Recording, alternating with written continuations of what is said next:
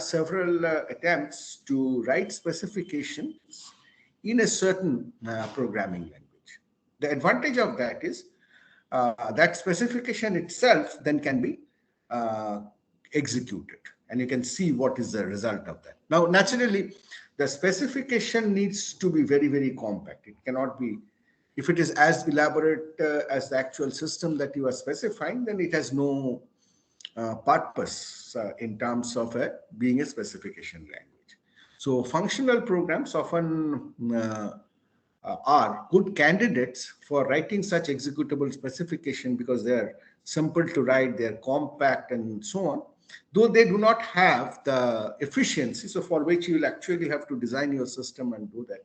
They do not have the ability to produce side effects, and your system will have UIs and IOs to handle and so on. So barring those, the specification could be written in an executable form using functional programs. It has proved to be very useful for AI. Actually, Lisp was originally designed by John McCarthy for the purpose of symbol manipulations, extensive symbol manipulations needed for AI. And it also provides a good framework for viewing certain decidability questions and denotational semantics and so on. Having said that, let me just quickly run through some of the evolutionary languages. So we will do more of them in the subsequent part. So Lisp came in 1958, that the first well-defined functional programming language by John McCarthy, which is a typeless language. It does not talk about any type. It has just atoms and lists of atoms or lists of lists. So this is a typical example in Lisp. I'm not going through this because we will have extensive hands-on soon on these languages. And a variant of Lisp or a dialect of Lisp called Common Lisp has a ANSI standard specification as well. So that's the starting point. And then after about a decade came Scheme from MIT, which is a Lisp-like language, but it kind of formalized things a little bit more, and it did not confine to just lists. It uses static scoping, and functions are treated as first-class object. And first, it formally introduced the ability to create and manipulate closures and continuations. As of right now, you are not in a position to understand what closure means. Closure is basically a view where you see that everything is happening within the function. And if a function lambda expression has a variable which is free, which is not bound, then naturally, when I apply that lambda expression, the value of that variable is indeterminate. So what we assume is there is an environment in which that value of that variable must be known, so that with respect to that environment, we can do the rest of the computation. So that is what is known as closure. We will talk extensively on it in module 4. So don't worry about it. I'm just mentioning so that when we talk in module 4, we'll refer back, okay, Scheme introduced this formally in a functional language. Then you have continuation, which is the other part of the data structure. Again, a simple way to define factorial, which we will also do in the hands-on that will follow this. Then came, soon after that, came meta language or ML, which is a strict statically scoped functional language with Pascal-like syntax, came from another stalwart, Robin Milner. And this is the first language which included statically checked polymorphic typing. It uses type declarations, but it also has type inferencing. We'll talk about all these in module 5 and 7 more. And it is strongly typed, whereas Scheme was typeless. as its predecessor Lisp, and it has several other features like exception handling, abstract data types, uh, garbage collection, and so on. So you can see how cube is defined here. It uses purely a functional paradigm. That is, it has no variable, no assignment, and no side effect. So it will be good to have a view of that, which is what is available in Haskell, and we will talk about Haskell. Talking in terms of languages that come from other paradigm, like Python, supports Lambda functions. So you can see on right. This is on top. This is a typical way to define a Python function. Def says that you are defining a function name followed by the parameter. Python is dynamically typed, so a type is always inferred. And this is the function body you return. Then you say F3, you will get 6. But you can do the same thing in terms of a lambda. So here you can see that it is almost same as a lambda's expression's direct syntax itself. So it's a one-line mini functions, as I said here. And on the left, you are giving it a name, like we were doing define. So this symbol basically defines this lambda. And then you apply this lambda on 3 and you get 6. You could have applied the lambda directly also. Right? And you can use lambda in terms of defining other functions as well. So Python does provide quite some support in terms of coding lambda expressions, and it has certain specific use in terms of Python programming. C++, I do not, I have mentioned this example in the last module also. So it directly shows that in C++, now you can write lambda expressions, and here are the lambda expressions below, and you can write them here. In C++, of course, it has a very extensive use, particularly in the development of the library, and we'll talk about that in module 6. Right, so these are glimpses of some of the common programming languages. Now coming to application, Lisp has been designed and used for AI applications like, I'm sorry, like knowledge representation, machine learning, natural language processing, modeling speech and vision. So Lisp has really been very dominant. Scheme has been used to teach introductory programming at many universities. Many universities don't teach C, or for that matter, Python to start with. They start with Scheme or some of the other functional programming languages. Pure functional programming languages like Haskell are useful in context which require some degree of program verification, because since it is very close to the mathematical model, it is much easier to verify programs written in Pascal.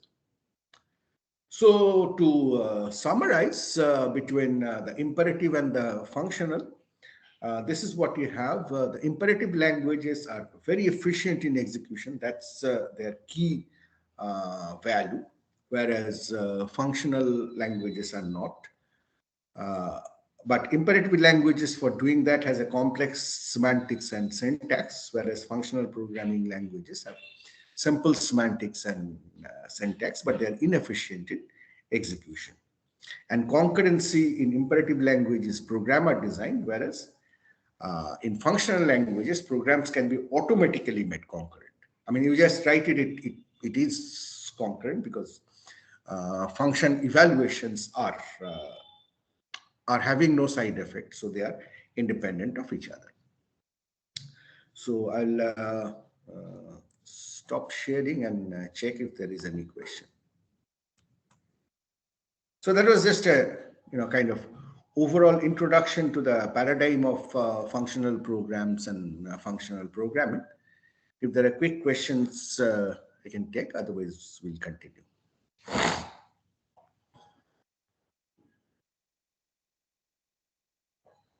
Any questions? No. Hello, sir. Sir, can you again explain the what do we mean by first class object? I will explain. The first class object is something like, mm, uh, say a typical C pointer is not a first class object because its semantics of copy is confusing, right? If you have an integer variable, if you copy it, you get another object which has the same value and so on. If you have a pointer variable, if you copy that, what does that mean? It copies the address. But it also allows you that the variable, pointer variable you copied from, if you use that and change the pointed object here as well changes. So it is not a object which kind of has the expected behavior of having all the information that it needs or managing all the information that it needs. So typically by first class object, we mean those which have all these properties of having the entire information within itself, not being dependent on others, which is possible to copy freely and so on. But let us just keep to that. I'm not going into more formalisms of that because in the subsequent modules, when we discuss the semantics more, we are going to talk about this. So I do not want to spend a lot of time here because the examples will also be there in those subsequent modules. So please hold on your questions till then, and you can ask them again at that point. Right? Okay, sir. Any other question?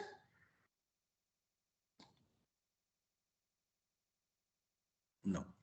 Okay, then what we will do is I will now give the floor to my doctoral student, Madam Srijani Mojumdar. So she has been associated with this course from the very beginning that I have been teaching. And she will talk about some of the functional programming languages, showing you actually what are the some of the syntax and semantic details of languages like Haskell, Scheme, Lisp, and show you some hands-on. And that should take us till about 9:30. And when for the last half an hour, we will have an in-class assignment, as I said. So this assignment will be given at when Srijani completes, and you'll have to do that assignment and submit it to Moodle. An assignment has been created in Moodle, so you'll have to do it on pen and paper. Take a snap, put it as PDF, and upload to Moodle. The Moodle submission will close 10 minutes after the class ends. So it will close at 10:10 Moodle time. Right? So this is what we are going to do for the remaining class. Any questions on this? No, good. So now may I request Srijani to take over? Srijani? Yes, sir. Yes, sir. Thank you, sir. Are you ready? Please Yes, yes. proceed from this point.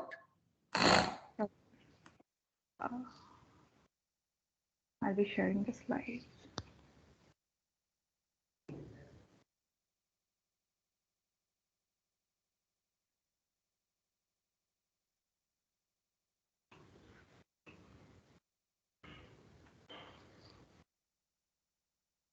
Sir, I hope it's visible. It is visible.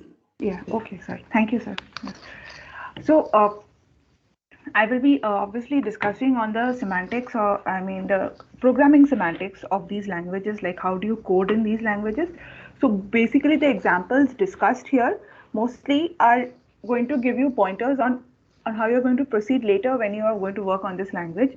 And I'll be sharing all the links to the tutorials and examples which we have created and ran in the compilers related to these languages. So the class today would encompass the things which are really required to get a hold of on these languages with some basic examples for each of them. Now, so let us start with the first language, Haskell. As Sir has explained, this is a pure functional programming language.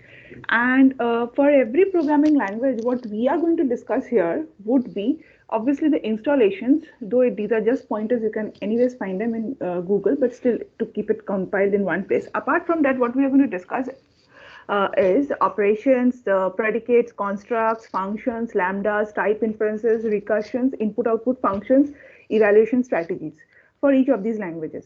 Now, while explaining Haskell, what I would do is that I would also pick up examples from Python whenever we are discussing on any particular functionality of this language, and at times with ML. And then after that, in the same line of how we have discussed for Haskell, we'll actually speed up our discussions on Scheme and Lisp. Okay, so let's start with Haskell. So please let me know and interrupt me in case of any questions. And I also have some examples which I would like all of you to solve while in the class. So it would be great if you could respond. So small examples, but just to get a grip on the language immediately. Okay, so now these are the installation steps. No need to explain on that. So whenever you type like even like Python, there's an interactive prompt here also, and obviously you can run a Haskell program using the GHC compiler. So you can try these out, and these are all related to Linux. So Haskell basics. Very basic rules, like whatever is supported in this language, like simple arithmetics and Boolean algebra, these are just for your references. So just have a look. Now functions, let's directly come down to functions for Haskells basically. So there are multiple inbuilt predicates which are used in Haskell programming, like if you can see Emacs and successor and like a combination of them in the in the prompt. And it has a currying effect basically, like for example, whenever you're actually evaluating a function, so it's a currying operation, which I'll come to it later. So this bar 3 here, I'll explain at the end like what I meant by currying there. So let's go to this. Now this is a function which I have which any one of you can just create, like double me x equals to x plus x. Now what do? You save this function as func2.hs. So what I'm trying to show here is that you can create your own inbuilt functions and you can use them in the interactive prompt by using a :L option here. So this just basically you're just loading a new module, just like a new library module. You're loading that and then you can use that directly in your other functions, like double us actually uses double me. Okay, so I'll go a bit slow because I think I'm hurrying, but anyways, so okay. Now these are the Haskell functions which you can create. Like I've just given some examples, like all of them, and you can actually define multiple functions of various types in one .hs files and then use any one of them by loading them in your module, or you can load them into your own code also. So like here, like I've shown few functions like here, like the add 3 and describe list. So and then obviously recursion. Now here, these functions are not based on, obviously they are not based on recursion, but then one more thing I wanted to show you here was that in the describe list function, what you can see is that here the return type of the case statements all are lists. Why? Because Haskell is statically typed. I'll come to that later, but keep this example in mind that you cannot have a different type as a return type for a case statement in case of Haskell because of its statically typed nature. This is an example of Haskell functions with recursion where it is finding out a maximum. And if you see the type here, like basically like it's an ordered list or ORDA, ordered list, and it gives you a element A. So this is how the recursive syntax is. Like these are all syntax based, but as you can see, like obviously it's going to first check with an empty list and then with a single list, and then obviously it's going to apply the recursion to find out the maximum. And using main, you can actually call up any kinds of function here. So all these were actually defined in one file. So you can just call up any function you want using the main utility.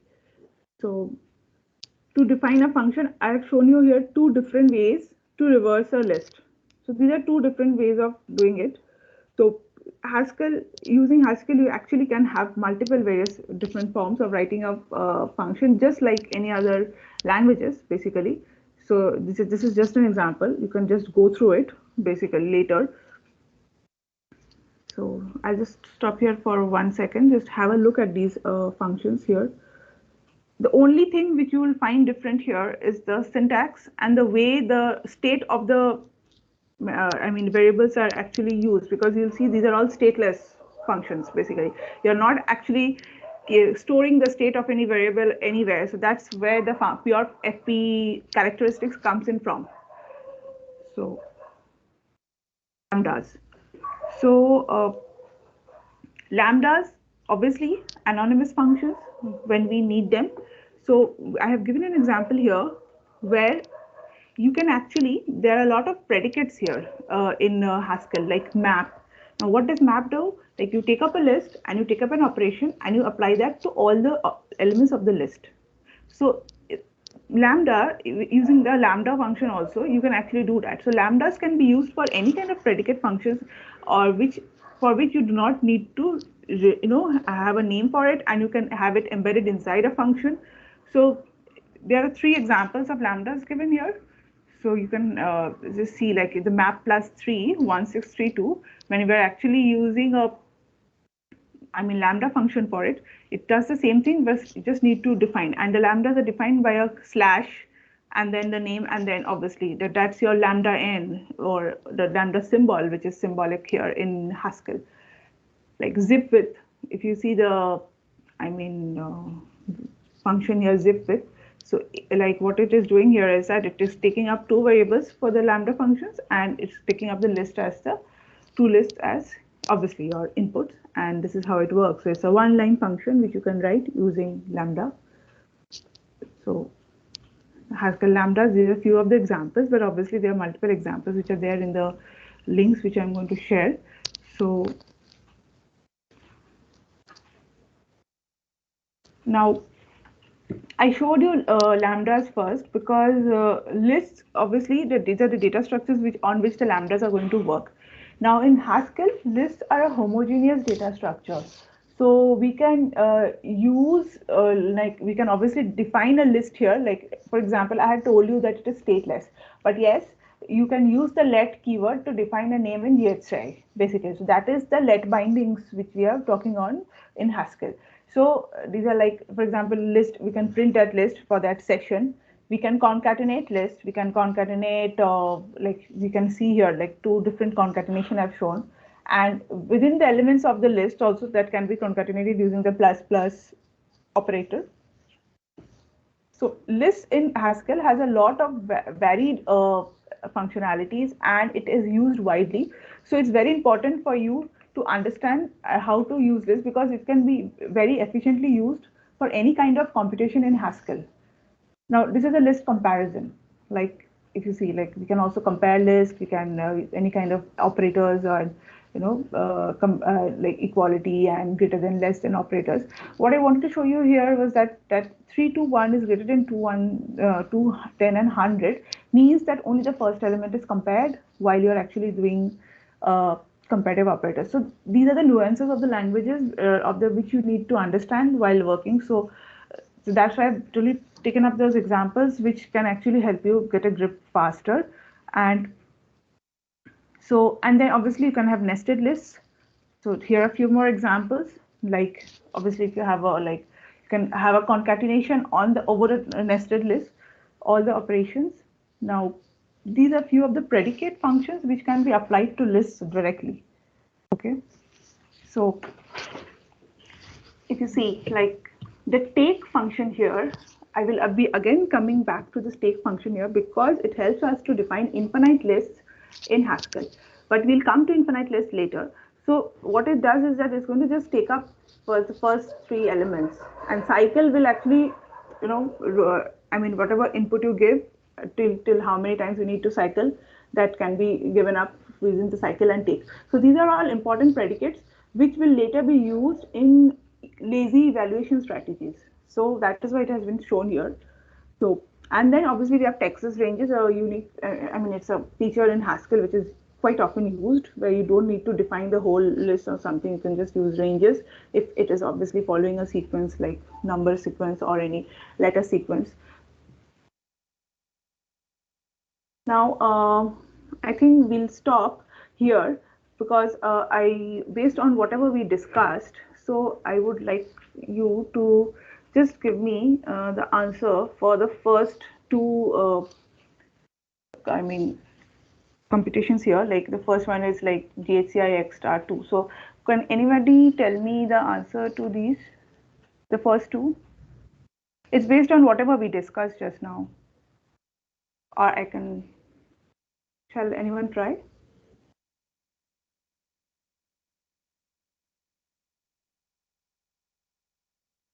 This has Texas ranges, this has lists, and this has normal comparative operators. And a slash here means does not belong to that. So it's a not equality thing. So does anyone wants to try this answer to the first one?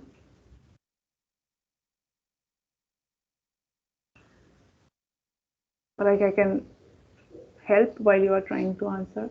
The first one could be like 6, 7, 8, 9, 10. 6, 7, 8, 9, 10. And why do you say so? Because it will take all the elements from 1 to 10, which are which if multiplied by 2 are greater than 12. So like greater than equal to 12. So the numbers would be from 6 to 10.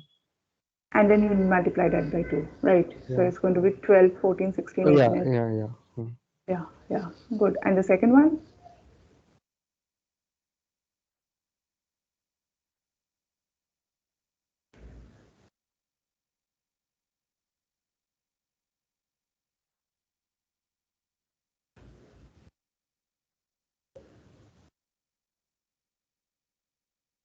It would be in the same line. It's just that it would remove the elements 13, 15, and 19 from the list.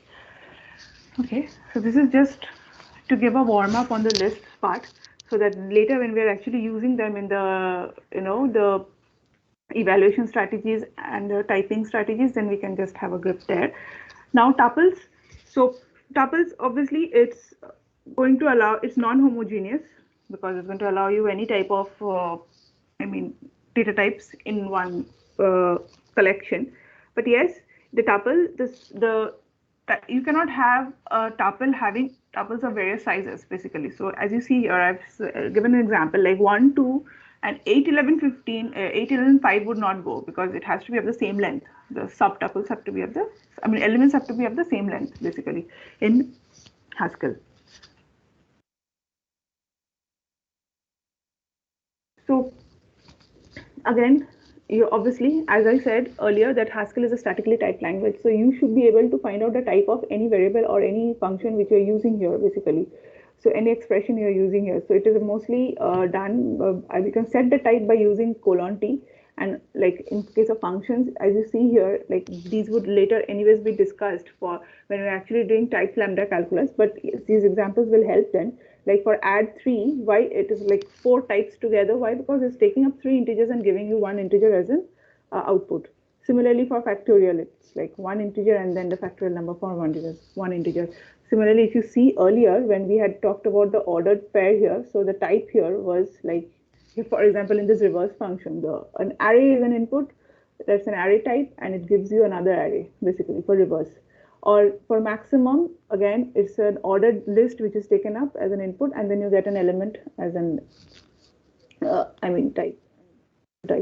So Haskell, whenever you're actually defining a function, you need to define a type, and obviously when you need to know the type, you can have a type extractor. So I'm coming back to the example which we had discussed there, like on describe list, where actually here, if you see that, if I actually put a string as 2 here, I've given up the actual error which you get in the Haskell screen. It will not load. Why? Because you cannot have a different data type. I mean, that's your type when you're having a case statement. It has to be all string type here because the others are string, or all integer, or whatever type has to be similar. So that is the disadvantage of Haskell being statically typed, which would not be in case of languages which are dynamically typed, but they would allow you to have different return types for any case or if else blocks basically. So this is just an example. So you can just run this out and you'll get the same error.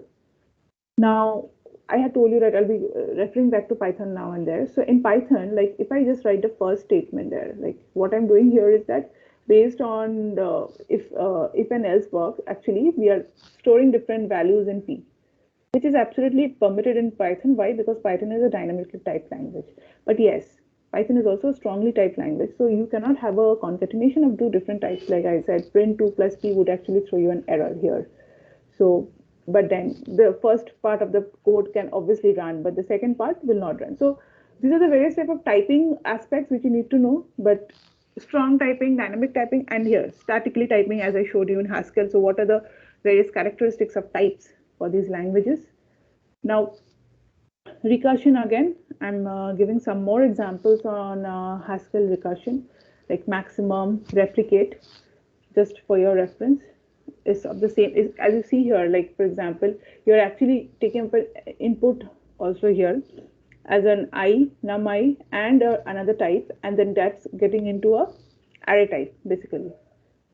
So num I and order I, order A, these are all different types of typing operators which are going to be used. Now, Haskell again, few more examples on Haskell maps and filter again, because that's the same way we are actually, all these operators, they work on lists, tuples, all the data structures which are available on in Haskell. So, I mean, you can just have a go through all this. If you see the filter function here, we're finding out a greater than 3. So map. So all of these obviously can be replaced by lambdas, as I showed you earlier. So, okay, so based on this, another question comes up is that what actually is this function doing? Can anyone of you tell what this function is doing? This is a function which does a very basic operation, and it's completely written in Haskell. So I think you can just give it a try because you need to know the syntax as well for this.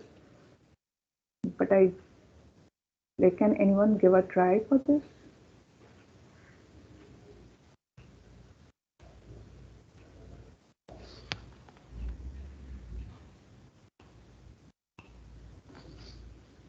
I'll wait for a minute. Anyone wants to try? Like what you can see here is the input is obviously an integer and a list, and it gives you a list.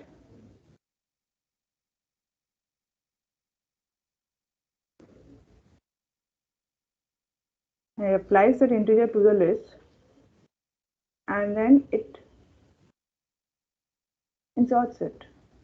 Okay, fine. So I think I've already given the answer. So you take up a integer, you take up a position where do you want to insert it, and then you take up the list. So that's why a list type and an integer, and then you insert that into an array and you return the array basically, or the list, whatever list. And so here that is what is your n here, which is getting x and n is the position, x is the element which you want to insert, and that's getting inserted, and the function name is p here basically.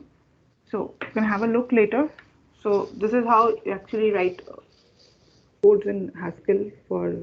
So I think the type aspect would get clearer if you code this once, and you can just save this as a .hs file and run it, and see you'll be able to, and just give an input as give an input as your list and the position and the element. So these are all such examples basically which you can just put in and just try. So these some examples have been provided.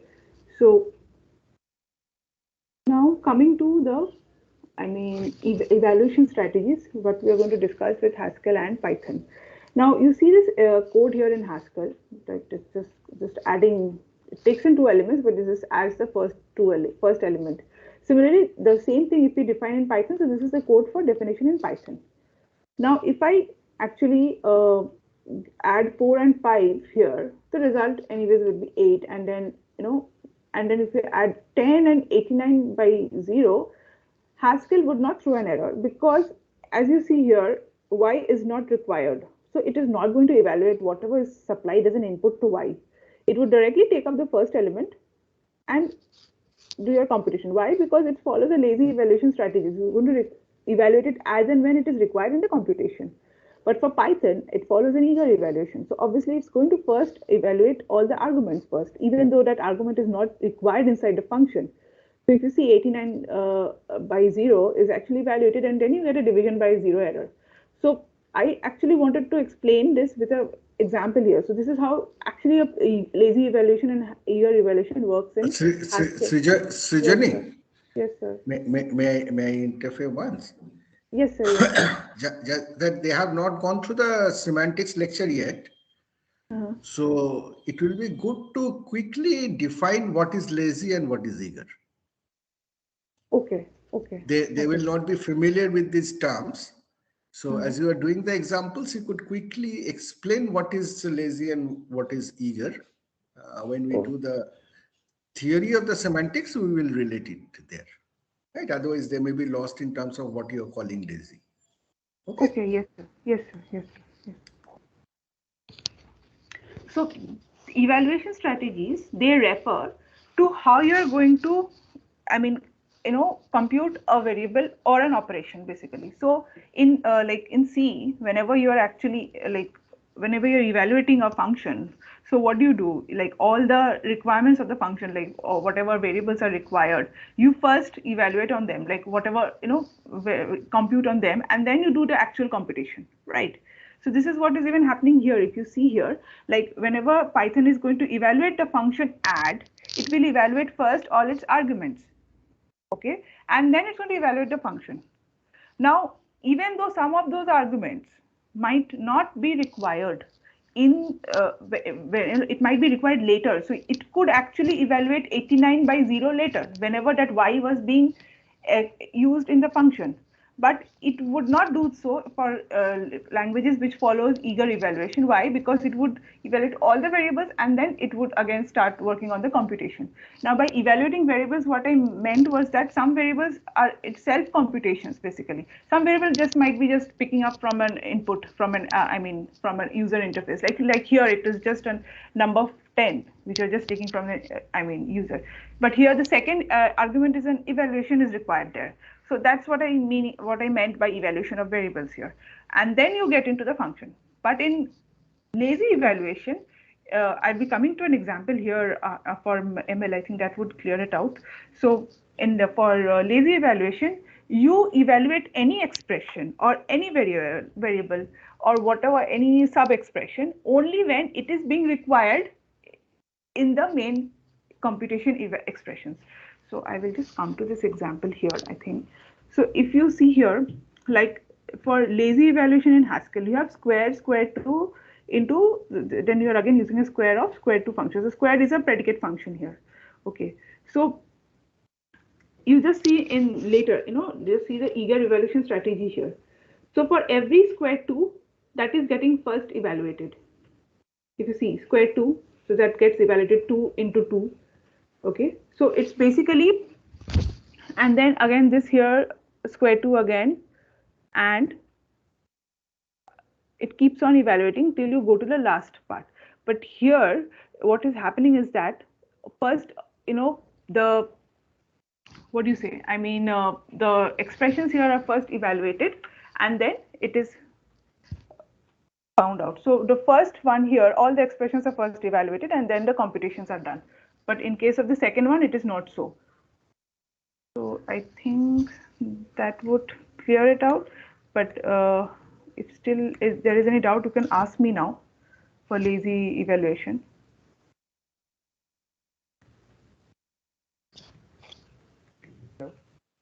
Yes. In the previous slide, in the lazy evaluation 10 and 89 by 0, how is the result Yes. 20? Like it's giving a number. Like how is it giving that number? Like why 20? Yeah. Oh, okay.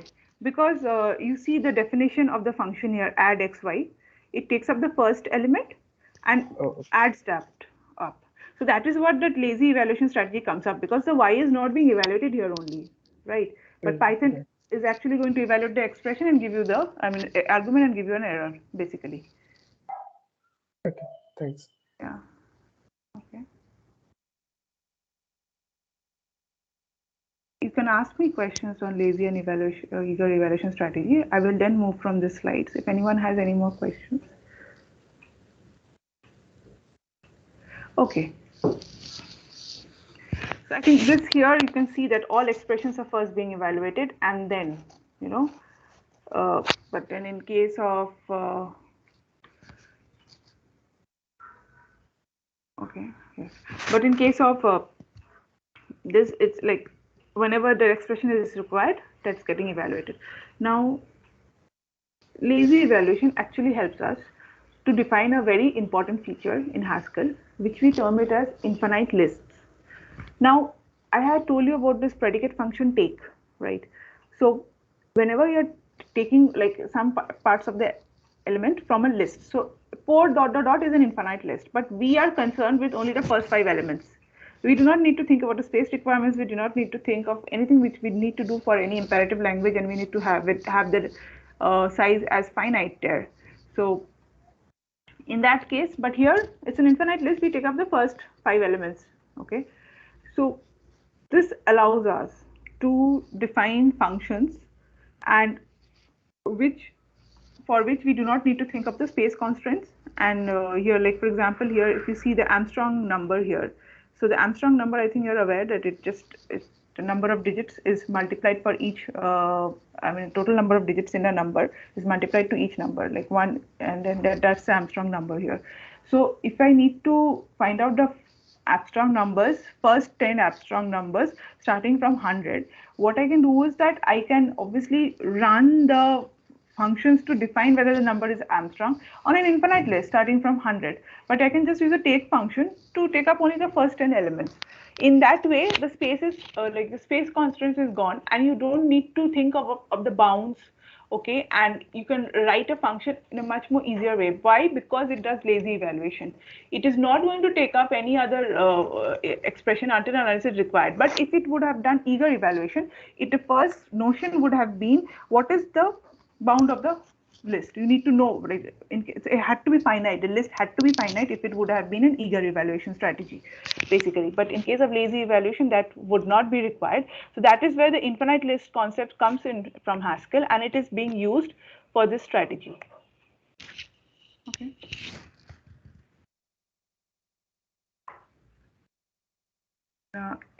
Now, obviously, input output. There are few constructs for input and output in Haskell. So I've just given some more here, like obviously put string and get string, which you can use while actually you're defining a function. These are all attributes which suppose input output functionalities in Haskell. Okay. So before I go to Lisp, I would like to know if there are any questions in Haskell. And obviously all these examples here, I'll be sharing that, we'll be sharing that, the links, the examples which has been done. So I can show you one thing, like just a typical Haskell program, how it looks like. Maybe just you can get a flavor of it. So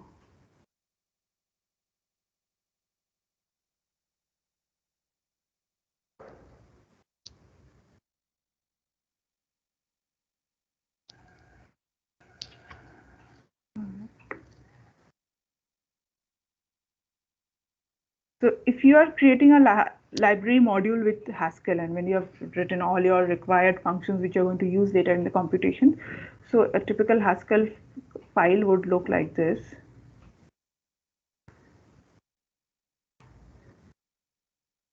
It's just like it's a func1.hs file. Like you have all the functions written, and you can have a main, a single main, obviously. If you want to, make this your own actual function code, or you can just load these and use it in your other codes, like I showed you with a colonel inside. Like that can be done even in a Haskell program, even though not in an interpreter prompt. So these are few of the examples. Like this is how a typical Haskell program looks like. So obviously you see multiple functions defined, their types defined, and obviously, and then there are let bindings here. All of them are recursives. So a simple function of reversing a stream can be actually done in a stateless manner. There's a let binding and there's a non-let binding also. So in a stateless manner, using recursion and using, by defining the types. So just to get an understanding of actually what a Haskell file looks like, and you can compile it using a GHC. So all these programs here will be released in Moodle so that it can be tried out. Now I'll move on to Lisp then. If you have no questions on Haskell, let me know if you have any questions.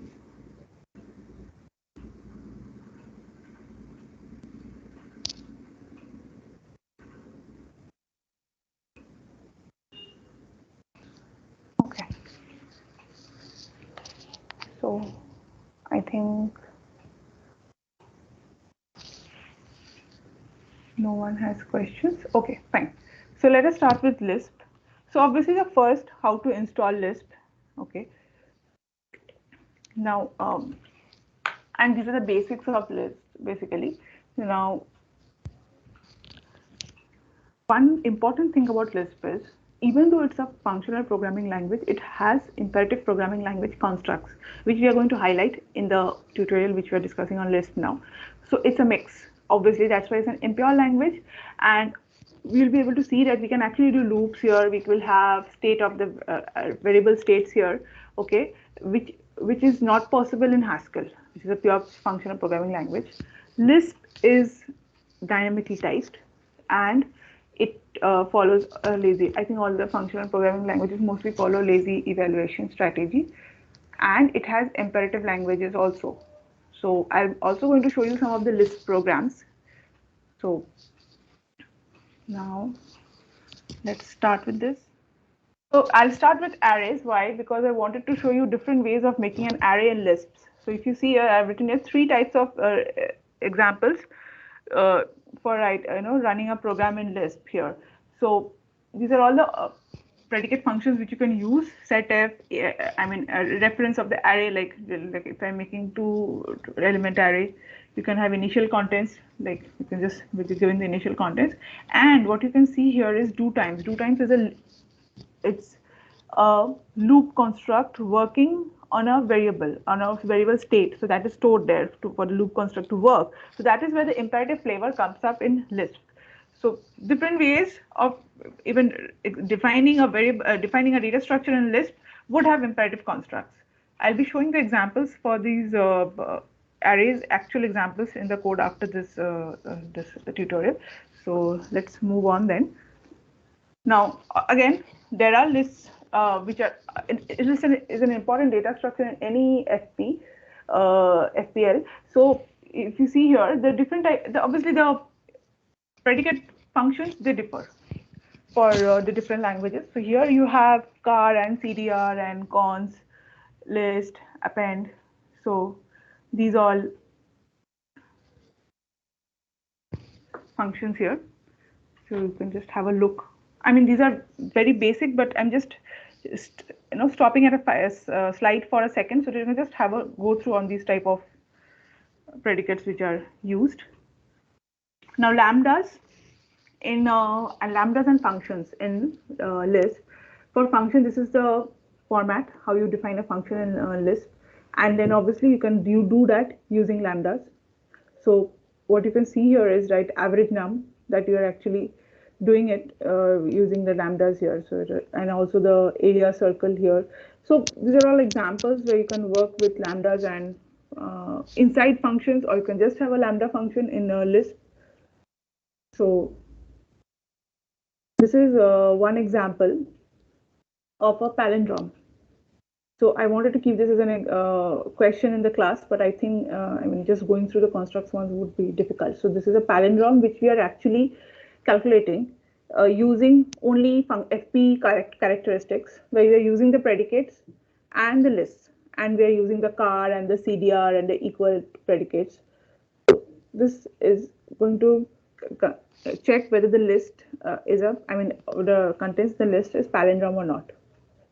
You can try this out using your Lisp compiler. Similarly, the same thing can also be done using the imperative constructs of loop, basically. So it also checks whether the list is the elements of the list is actually a palindrome or not, but it does so using loop constructs here. So in Lisp, we can have imperative as well as functional constructs to define any kind of operations or define any kind of data structures whenever we are going to work on Lisp. So this is what is the most important aspect of Lisp. And obviously the input output. These are like various input output constructs which are there for Lisp. Now, before going to scheme, I would like to show you the Lisp.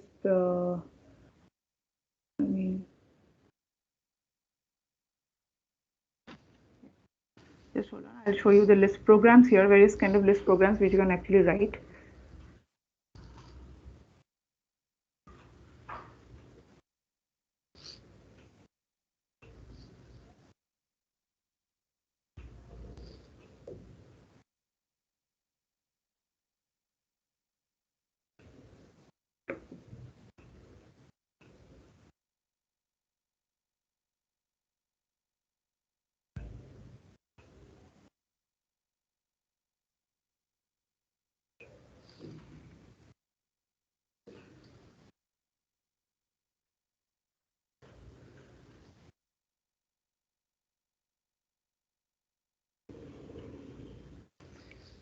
Yes, so the actual Lisp program for writing the array is here. I think I've shared.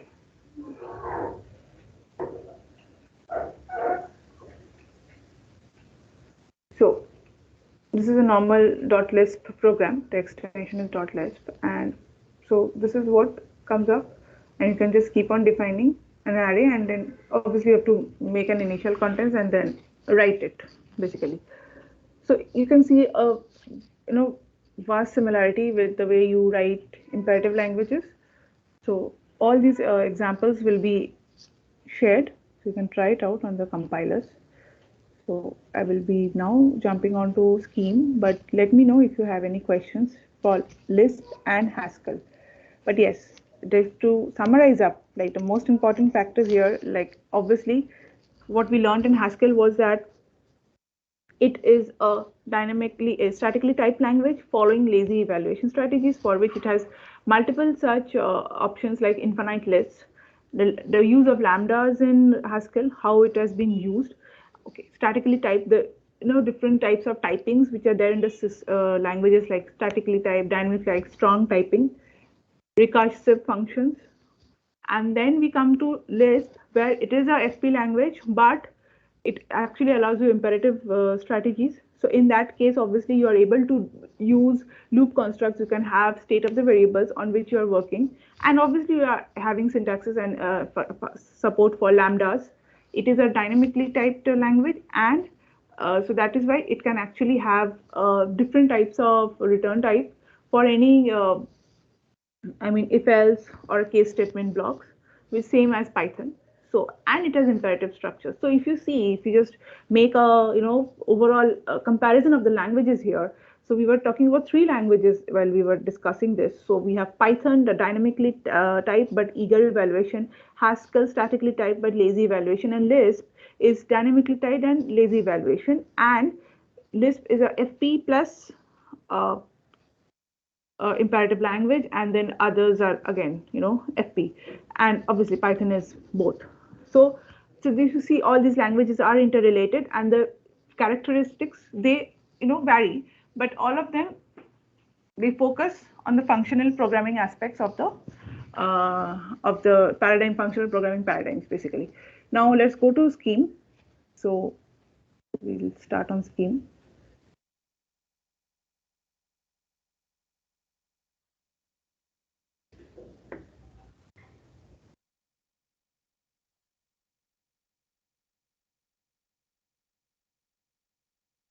Okay, and one example for Python.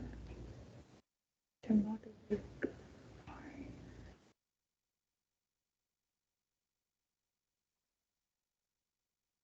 Yes.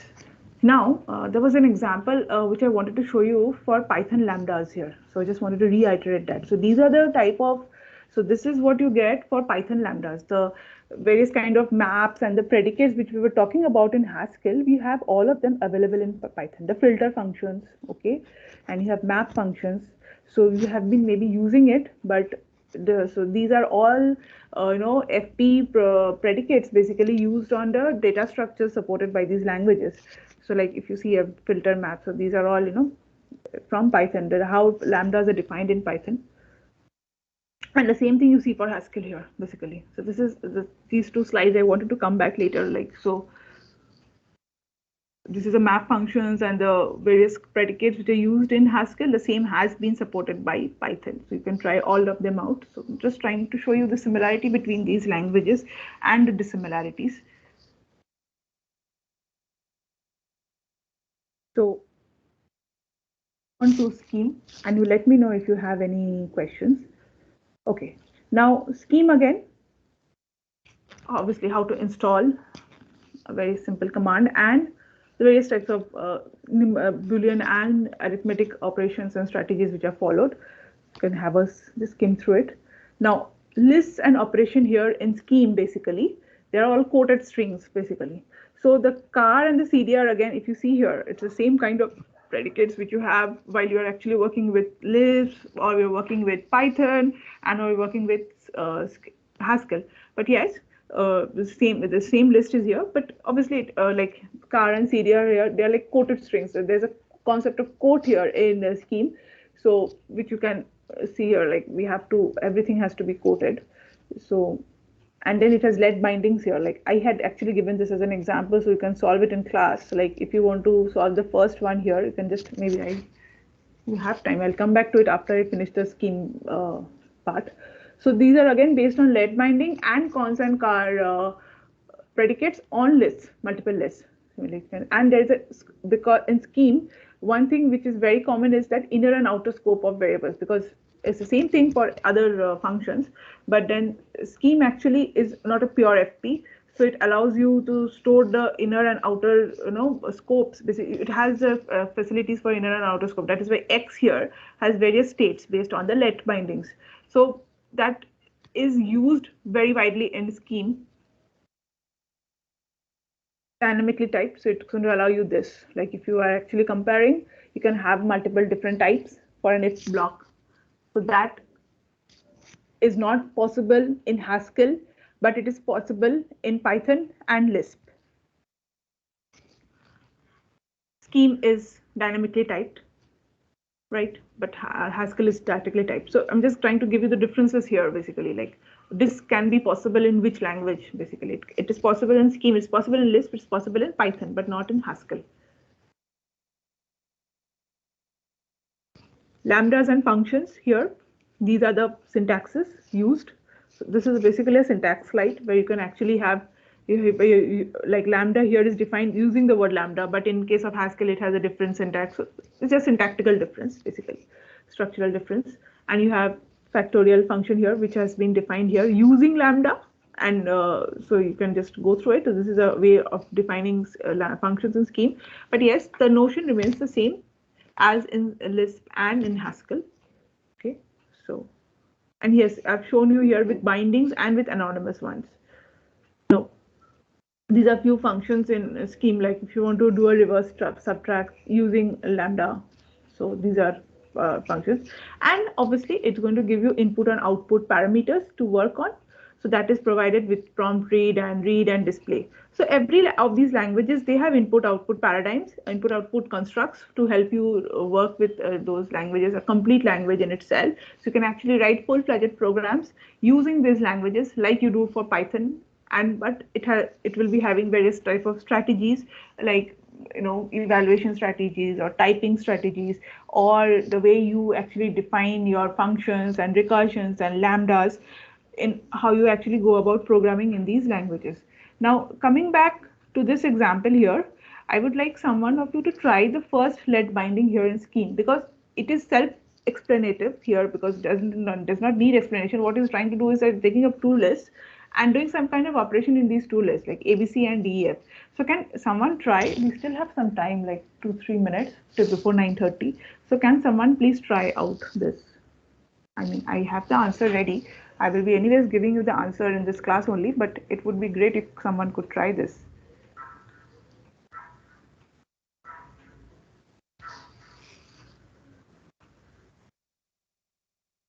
Anyone?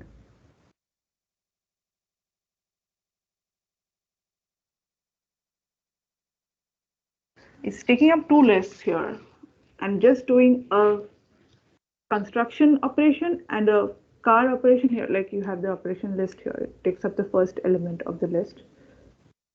And you have a CDR which returns the list without its first item here. So it rains every day. It is going to give you rains every day from there.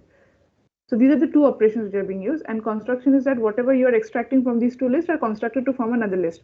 Now can someone try?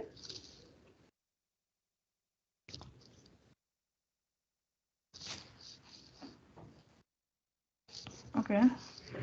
I would better give the answer. So the first one would actually, what you're doing here is like, okay, fine. I think you can try this out maybe. It's like A.D and then again B.E. That is the answer to it. But it would be great if you could try it out by hand and use it or in a compiler and see what you're getting. Similarly, for the third one here, the scoping, the inner scope and the outer scope. Can anyone give me the answer for this at least? What would be the value of X? Like the X plus X here, it is inside. So if you see the plus XX here is inside the inner scope of X. So first we are binding the value of 1 to X, and inside the inner scope we are actually increasing that by another value 1. So you're getting 2, and then that is getting added twice, so that gives you 4. So that is what I'm saying. It maintains state across scopes in Scheme. Why? Because it's a non-pure FP, which is not possible in Haskell, but again possible in Lisp and obviously in Python. So these are the differences which I'm trying to highlight about the states and the strategies, which you need to know when you're actually working with these languages. The syntaxes obviously are different, but that's again based on the syntactical point of view, but then logically and conceptually, this is how these languages, they differ. Please let me know if you have any questions. All the problems and whatever we have discussed, the links and everything will be released. So let me know if you have any questions now for these three languages. And obviously I've gone back to Python for lambdas and the typing and the strategies. The other constructs of Python anyways is known to all of you because you use it very regularly. So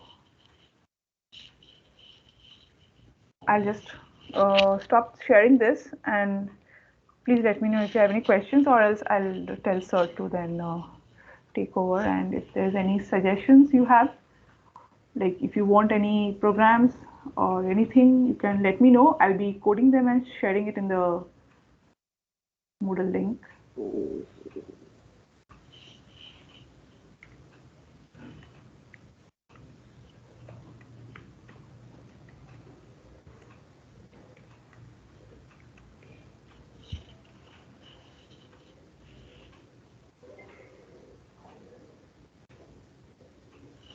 Actually, for lazy evaluation and eager evaluation, anyways, after the slides, I think when Sir is going to discuss about typed inferences and semantics, he's going to come up with the applicative and the normal order of evaluation. So there actually it would be clearer for you for understanding the lazy evaluation and eager evaluation. So there's an order of evaluation which we are talking about, which is, so just an applicative or normal order. So I think sir can explain that. But while sir can, this example can be much more clearer. But in terms of just what is happening is that how the expressions are evaluated, if when needed, and if it is first evaluated, so all the granularities are first evaluated all at each level, and then we go to the next higher level. So I think that would be clearer there while he's talking about applicative and normal order. Sir, I think there are no questions. So I think it's 9:30. Thank you very much, Srijani. Am I audible? Yes, sir. So this is a good overview on the functional programming, the languages per se. So kind of we have done this in the middle. We have done the theory of the basic lambda calculus and the syntax, and we have taken a view on the functional programming languages to practice and experiment out on whatever we are doing in theory, and then we'll again go back to the theory from the next module to talk about how these semantics of interpretation as well as type inferencing are formally defined in the lambda calculus. So that is what we'll follow. So thank you, Srijani, for your help. Friends, we will now move on to the in-class assignment. So I'll share it, and you can start solving the problem.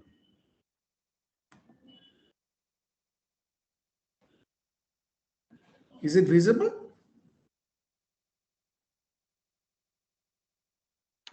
Yes, sir. Okay. So it's a simple problem. It is open book. So please refer to your presentation on any other notes that you may have. So I have given you a very simple recursive function definition. A function which has one parameter, which is a natural number. And as we have been doing, we'll include 0 in this set of natural numbers. And you can assume any of the common operators of natural numbers as constants from this lambda calculus. So here the description is, the recursive definition is given, and here are the questions you'll have to solve for. First, describe f for n, that is, you'll have to write an English statement describing, given a natural number n, what does this function f compute. Then this is a recursive definition. So you have to use Y Combinator to write the expression for f underscore, capital F underscore, to compute f given n. That is whatever y f will have to be defined in a way that it becomes the function f above becomes the fixed point for that definition. Then you'll have to evaluate this lambda expression of f for 3 values of n, 0, 1, and 2, and naturally get convinced that your definition is working correctly. You have to give the workout for that. And finally, you have to use induction to prove that f is indeed same as the lambda expression, the Y Combinator lambda expression that you have created. Right? So you may write your solution in a text editor or on paper and take a snap, put it in the PDF. But finally, it will have to be a PDF file which you submit to Moodle. An assignment has been created in the Moodle for that. The submission will be accepted. The Moodle will remain open till 10:10 Moodle time. It will close after that, and please do not submit by email because we will not be able to entertain that. And please remember to mention your name and roll number, otherwise we will not be able to identify. So thank you very much. If is there any question, then I can quickly respond. Otherwise, we start on the assignment.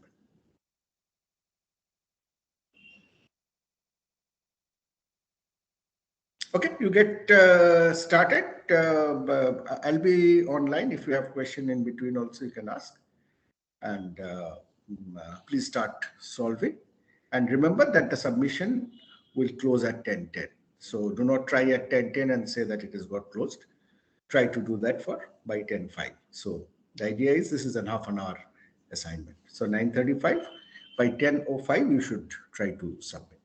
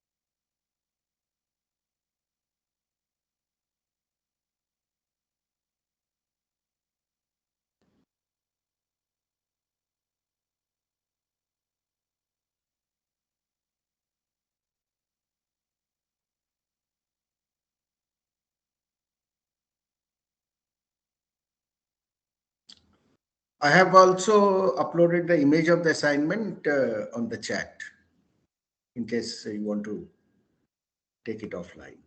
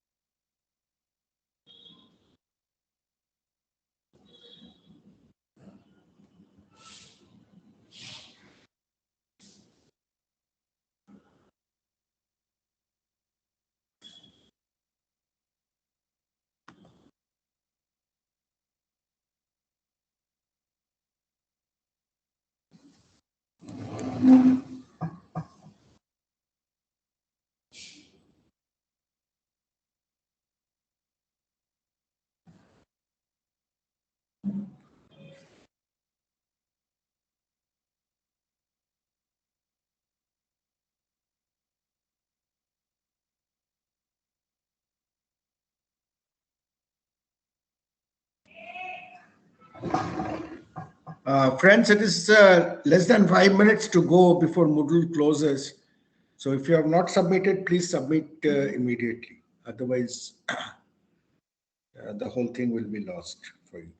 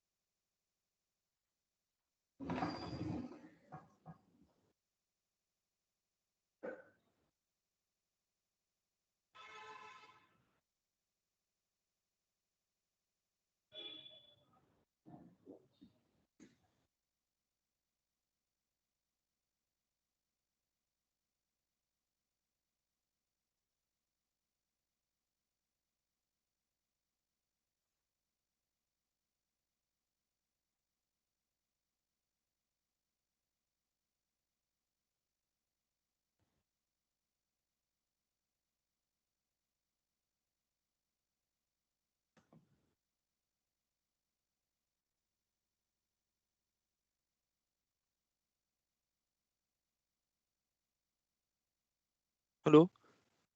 Yes, Yes, sir. My phone has actually hanged. yes. So, So can I send you a email? no. So 1 minute, sir.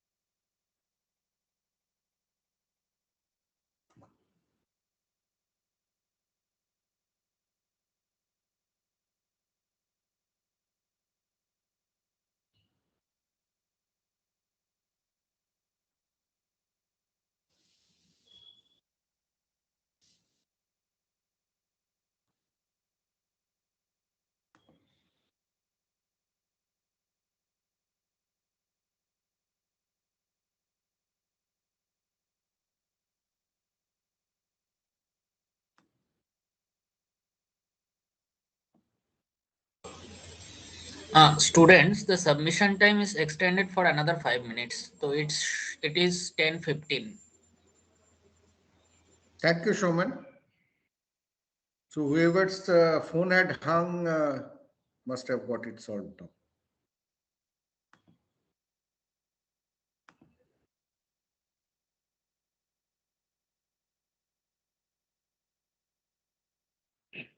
Sir, can we submit in Word document?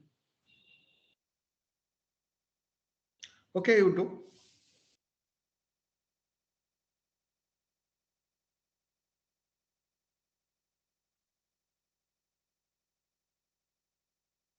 Hello.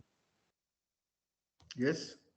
Yes, sir. Sir, I have actually Sir, uploaded the folder to my computer, so I'm uploading it now.